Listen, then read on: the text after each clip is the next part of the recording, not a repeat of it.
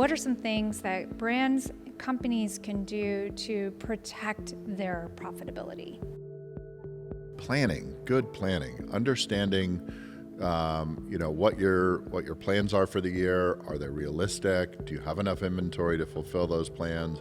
What is that mix of that assortment? How do we adjust for that? How do we communicate? And also diversify your client base. Welcome to Clothing Culture, a fashion industry podcast at the intersection of technology and innovation. I'm Emily Lane. And I'm Bret Schnitker. We speak with experts and disruptors who are moving the industry forward and discuss solutions to real industry challenges. Clothing Culture is produced by Stars Design Group, a global design and production house with more than 30 years of experience. Welcome back to another episode of Clothing Culture. Today we have another exciting conversation. Inflation. I know we had a conversation about this. Is that exciting? Well, it's definitely one that people are talking about. Yeah, it is that's hot. true. We had a conversation about inflation about a year ago, and it just seems that it continues to be on the rise. So we thought let's talk about it within today's parameters. Feds have raised interest to stem inflation. And there are increasing concerns of a recession despite economic indicators. Bret, what is really going on? Boy, I don't know if anyone really knows what's going on. Last we spoke, I think inflation in that podcast, we were somewhere hovering around 6.5%. It spiked to 9% in June. Fed started making some moves. It's gone back down to about 6% or so. They talk about disinflation. There's these whole talks about, is there a recession? There is definitely some indications of GDP slowdown, but consumer spending is up 1.8%. If you adjust for some inflation, it's a little over 1%. And that's the biggest increase in a couple of years, really, since March 2021. There's probably some reasons for that. It shows that wages are up almost 1%. The big impact is that all Social Security, those that receive Social Security, they had a cost of living raise of over 8.7%. So there's probably some stimulation in purchasing that's affecting that in general. I would say that the continued rate hikes are to try to get get inflation under control. And there are still some talking recession, but boy, with all the charts and all the numbers out there, it's hard to tell. I think that, we're in this strange period of trying to reduce inflation, not fall into recession. Key leading indicators, I don't think are really clear today. So it's a very interesting time. Not that the last few years haven't been interesting either. We're in a period of time that for business owners, especially apparel people that are importing globally, there's just a lot going on. There's a lot going on in our country. We've seen fear really strike when things are confusing or people are uncertain about the future. Certainly when we went through COVID, we saw mass cancellations across our industry. And of course, the impact of that is something that we will continue to feel in this industry for years to come. What are some things proactively that people can do rather than the overreact to some of these recession concerns? Yeah, well, obviously stay abreast of market conditions and what's happening in general. We're still seeing a large demand despite these conversations about recession. So it probably doesn't make a whole lot of sense to, cut inventories in a big way. We're seeing that today inventory levels are relatively high, and I think that's because retailers wanted to get out in front of seasonal issues that they've had in the past because freight has been long delayed, port has had heavy delays. And while that's starting to return to normal, we're starting to see somewhat of a recovery in freight lead times, and ports are clearing things a little bit better and costs are down on freight. We're seeing other ramifications where they're putting so much into warehouses already. We haven't built warehouses in a really long time to the level. So we're seeing some increase in warehouse costs and a reduction in square footage availability. So that's going to impact a little bit in terms of an inflationary cost. The reality is we're probably paying more for goods than we've ever paid before. Even though freight's down, labor's up, raw materials are up, transportation domestically is still relatively high. So, as someone that manages this business, some of the good indicators or some of the good things that you want to look at is if you've established a really good core business, it makes sense to say, look, how do I manage that core business and make sure I'm always in inventory on those? If there is a recession, it just means you have more of a weeks of supply. You're not having heavy markdowns. You're not having these seasonality concerns where you've got to liquidate merchandise. And for a lot of retailers, those core basics represent 40 to 60% of your overall sales anyway. Right.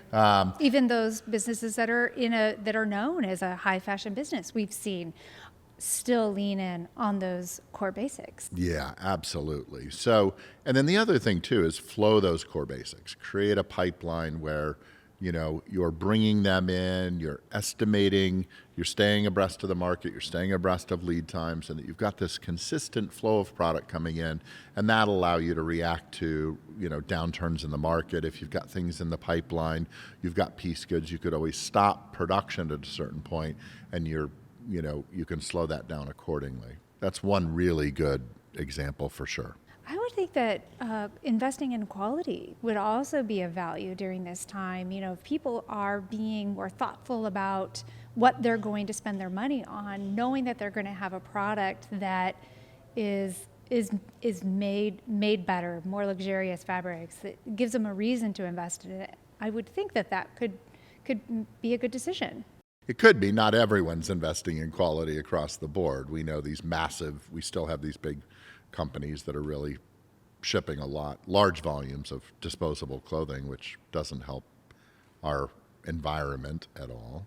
And certainly that nod to quality, I think Americans are taking a harder look at this whole disposable clothing world and how much is ending up in landfills. And certainly if things slow down, investing in better quality, things that are more timeless, make good sense, and that makes good sense investing that and putting that into your inventory.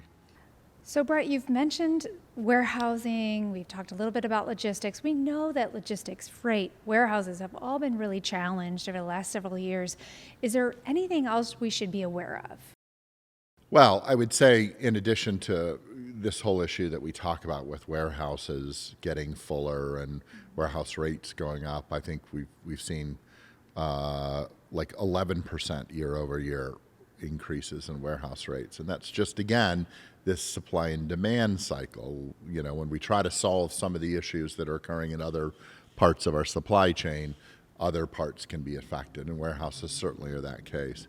What's interesting is that because a lot of warehouses are full, there is some conversation out there that people are keeping the containers and storing things in containers because there's no warehouse space.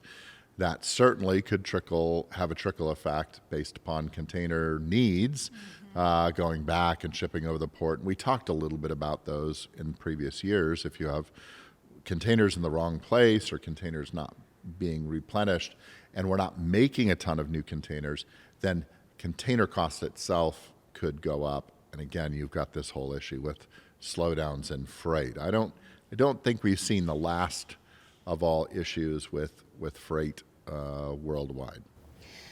Maintaining profitability, if we've got increased in shipping rates and fulfillment and just overall cost of goods, what are some things that brands, companies can do to protect their profitability? Good planning, understanding, what your plans are for the year. Are they realistic? Do you have enough inventory to fulfill those plans? What is that mix of that assortment? How do we adjust for that? How do we communicate? And also diversify your client base. I think, in a potential world of recession, it would it would perhaps indicate that current customer demand with current customers could reduce. If you're out there actively in a growth mode, bringing on new customers, diversifying your customer portfolio, the growth of new customer acquisitions and new customer business could help offset the reductions that you have with existing customers.